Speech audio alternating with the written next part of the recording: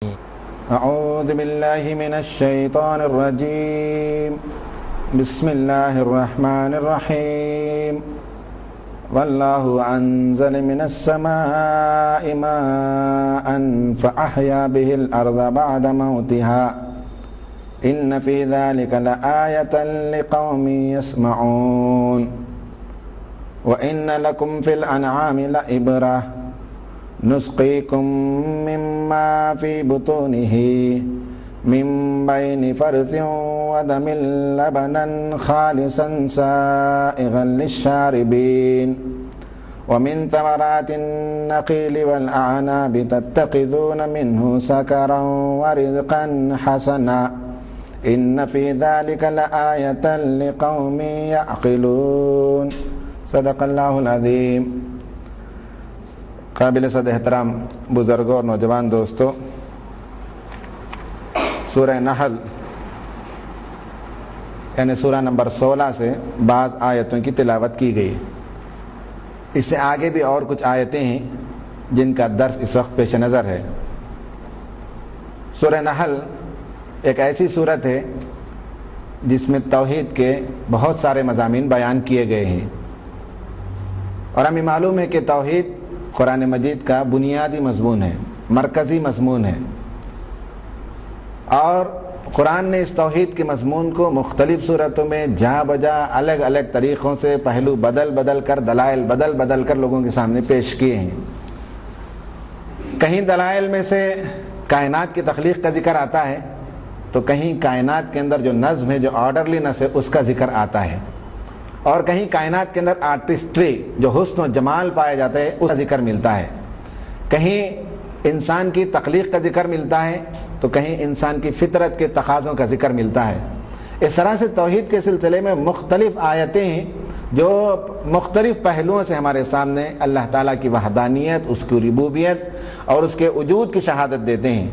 ان میں سے بعض آیتیں یہاں آ رہی ہیں سورہ نحل کے اندر۔ ان آیتوں میں اللہ تعالیٰ نے اپنی توحید کے سلسلے میں بعض دلائل پیش فرمائے ہیں۔ ان میں سے پہلی دلیل یہ ہے وَاللَّهُ أَنزَلَ مِنَ السَّمَاءِ مَاءً فَأَحْيَا بِهِ الْأَرْضَ بَعْدَ مَوْتِهَا، اور اللہ ہی ہے جس نے آسمان سے پانی برسایا اور پھر اس پانی سے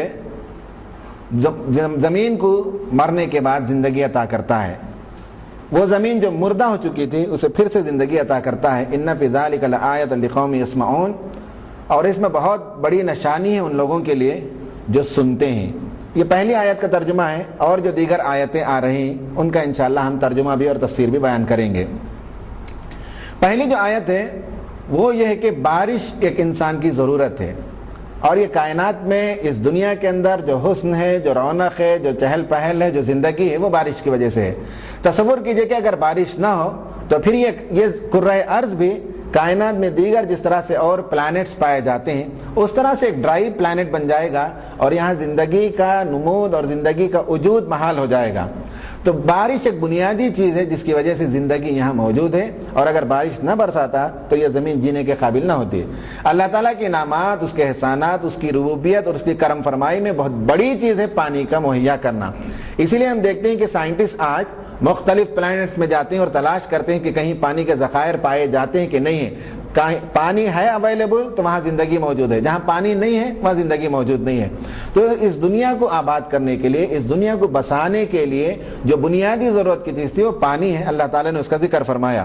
ایک ہی پانی کو اللہ تعالیٰ نے 3 الگ الگ مختلف انداز سے بیان کیا۔ کبھی توحید کے لیے پانی سے، بارش سے اس نے دلیل دی ہے، کبھی رسالت کے لیے اس نے بارش سے دلیل دی ہے، اور کبھی آخرت کے لیے بارش سے اس نے دلیل دی ہے۔ یہاں توحید کے لیے دلیل ہے۔ اور توحید کے لیے دلیل کیوں ہے؟ اس لیے کہ اللہ تعالیٰ انسانوں کی رزق رسانی کا جو سامان کرتا ہے، ربوبیت اس کی جو ہے، انسان کو ایک دانہ اور ایک چارے کا، ایک گھاس پھوس ملنے کے لیے، ایک ترکاری اور ایک سبزی اور ایک گہوں کا دانہ ملنے کے لیے اس ضرورت ہے کہ پانی برسایا جائے، اور یہ زمین اس وقت تک اناج اور غلہ جو ہے اگل نہیں سکتی جب تک کہ بارش مہیا نہ ہو جائے۔ اور بارش کا پانی آ کر گرنے کے بعد زمین کے اندر معدنیات ہوتے ہیں اور اس کے اندر بہت سے نمک ہوتے ہیں، یہ سب مل جل کر اس کے بعد اس کی فرٹیلیٹی باہر آتی ہے، اس میں سے دانہ اور پودا نکلتا ہے۔ تو معلوم ہوا کہ انسان کی ربوبیت، انسان کے پرورش کے لیے، انسان کو پالنے کے لیے اللہ تعالیٰ کی ربوبیت کا یہ تقاضا ہے کہ اس نے بارش برسایا اور اس سے زمین سے جو ہے لہلاتی ہوئی کھیتیاں پیدا ہوتی ہیں۔ بعض جگہ اسی بارش سے اللہ تعالیٰ نے رسالت کی بھی دلیل دی ہے۔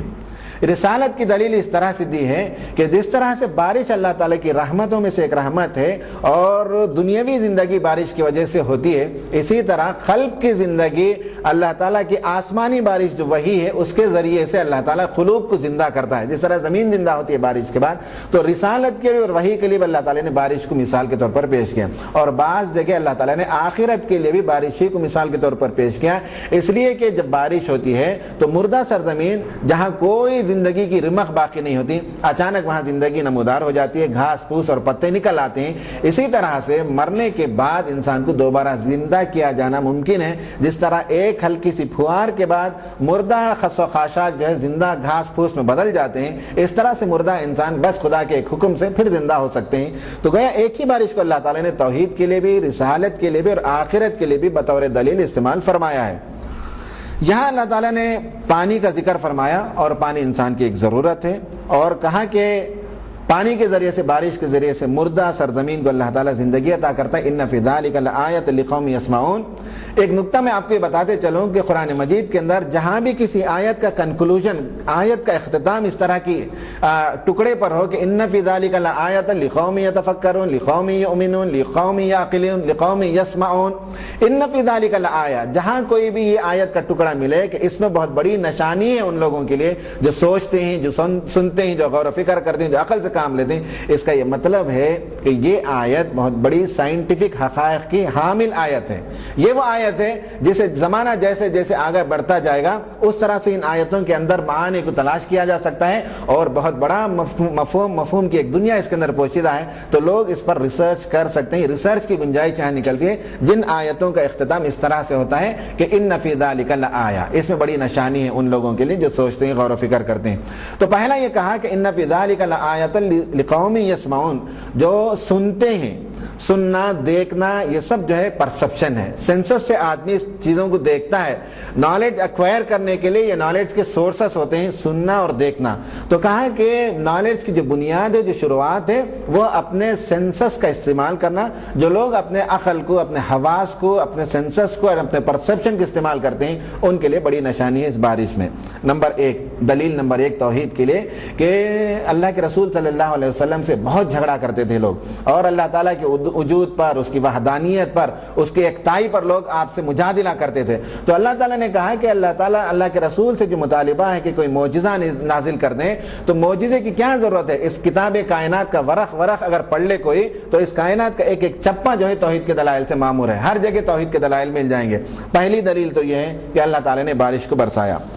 دوسری دلیل اللہ تعالیٰ نے یہ دی کہ وَإِنَّ لَكُمْ فِي الْأَنْعَامِ لَعِبْرَةً، تمہارے لیے چوپایوں میں بھی بڑا سبق پایا جاتا ہے۔ اس میں بھی یہ بھی ایک سائنٹیفک آیت ہے، اس لیے کہ اس کے اندر سبق ہے، اور جتنا آدمی ریسرچ کرے گا، غور کرے گا، تو اسے بہت سی چیزیں ملے گی اس کے اندر، اور بہت سے حکمت کے پہلو اس کے سامنے واشگاف ہوں گے۔